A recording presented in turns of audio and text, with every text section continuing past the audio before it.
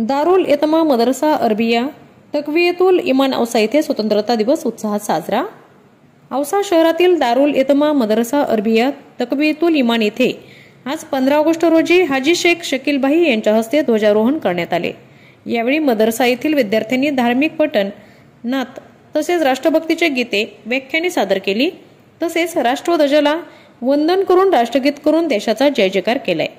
यावेळी हाजी शेख शकील भाई, नाजिम साहब मौलाना आमिर अली साहब इशाअती, बीजी शेख, खाजा पठाण, हाफिज शाहिद मोहसिन पटेल, हाफिज नियाज अख्तर, मौलाना इब्राहिम खान, हाफिज शेख मोबिन, हाफिज शाकिर, हाफिज सुफियान सह विद्यार्थी, शिक्षक, शिक्षकेतर मोठ्या संख्येने उपस्थित होते।